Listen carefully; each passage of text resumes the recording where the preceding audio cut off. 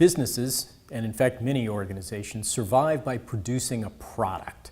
The product can be a good, a thing made of matter, a manufactured item. It can be a service. But the whole idea of a product that's produced is key to strategy.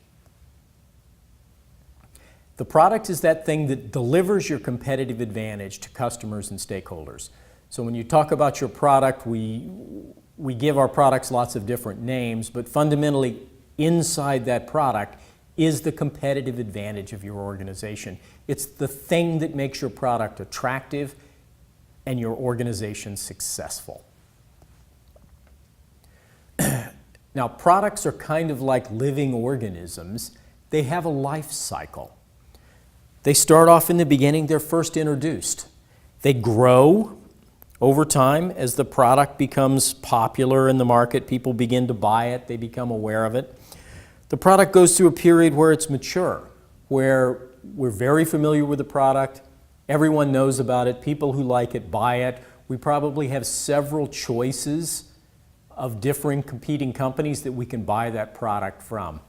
And then someday, products go into decline and they become less and less attractive. The market for them passes away, and eventually the product is no longer produced.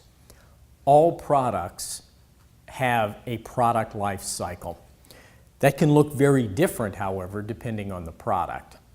There are some very stable long-term cycles for very stable products. Coca-Cola, for example, hasn't significantly changed in the last 100 years. It's in a very long period in a mature market. Someday, in theory, Coca-Cola will go over the edge and decline to be replaced by something else. No one has any idea when that might happen. There's no end in sight for that product. Sometimes products can have very, very short cycles. This happens often with very fashionable products. The latest women's fashions usually are around for a year. Their entire life cycle from birth to death is something like a year. High-tech products, the latest iPhone can be supplanted by the next iPhone within a year or two. So we see products with differing shaped life cycle curves, but they're fundamentally always the same. A growth period, some stability when they're mature, and then a decline period. Since all products have a life cycle, organizations and their managers need to pay attention to where they are in that cycle, because that actually defines your strategy, how you will manage that product, and how you will manage the relationship if you have several products. Now, this is a chart from an outfit called the Boston Consulting Group. And the Boston Consulting Group is a consulting organization based in Boston, and they are most famous in all the world for the chart you're looking at now.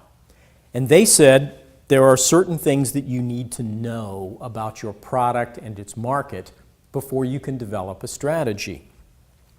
The first thing you need to know is the product growth rate. Is your market growing very slowly or not at all? Or is your market growing very rapidly? And then they ask about market share. And market share is simply the share of all the products sold that your company owns. For example, we might buy running shoes from Nike, from Adidas, from Puma, from Converse. What percentage of all the running shoes sold are Nikes represents Nike's market share. And you can either have a very high market share, 65–70% of all the shoes sold are sold by Nike, or you could have a very low share. 10 or 15% of all the shoes sold are sold by Converse.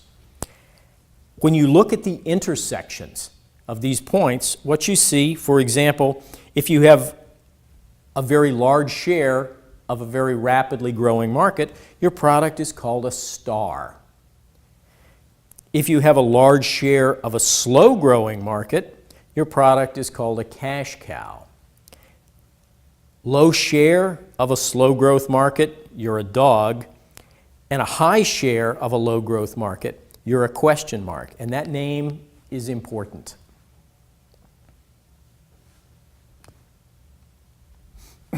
This is what those names look like when we impose them on the product life cycle. In the period where the market is growing rapidly, that happens with young products. You're either a star if you own most of the market, or a question mark if you have a little share of that market.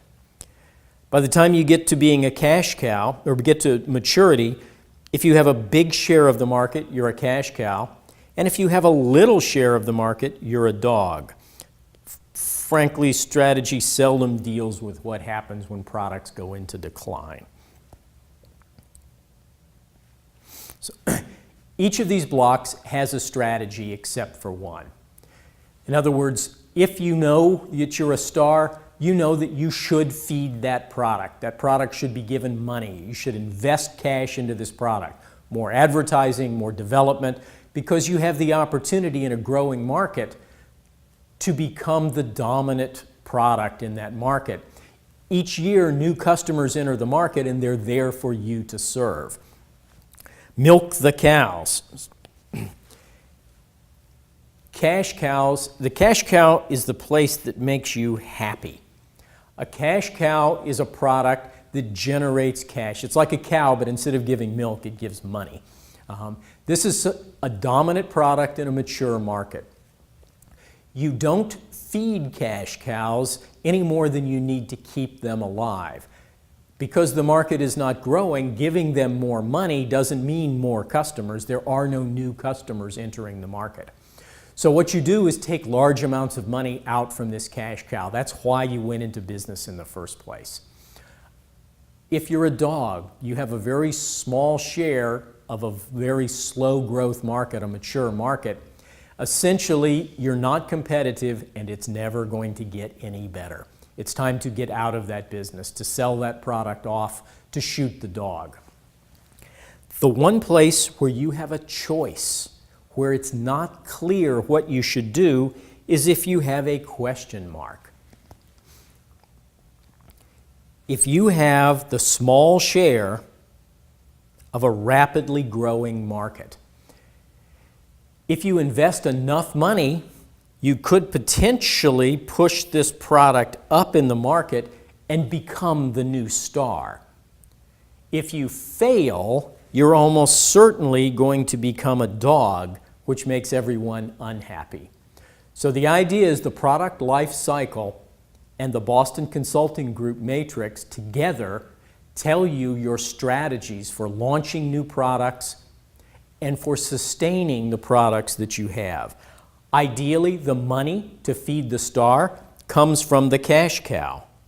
So you want as many cash cows as possible so you can continue to launch new products that become stars. The future of a product often depends on what you decide right at the beginning of its life cycle. It's like anyone else. The things that happen to us as children often influence how our life goes for many, many years. So when you're product planning, you want to think about your product not just as it is today, but what it will be like and its market will be like 5 years from now, 10 years from now. Are you doing the right things now to position that market, that product to dominate the market when it's mature? If you're not, you either need to change your strategy now or you need to abandon the product. Ideally, you will have a set of products at different places in the life cycle, with the successful products in mature markets sending money back to the young products that are in their growth market. Ideally, this is how you develop a successful product planning strategy. I'd like to encourage you to read the chapter assigned to this unit, to look at the questions that are assigned to this unit and try to answer them. If you're at all confused about product planning or you have more questions on the subject yourself, I encourage you to watch this video as often as you need to.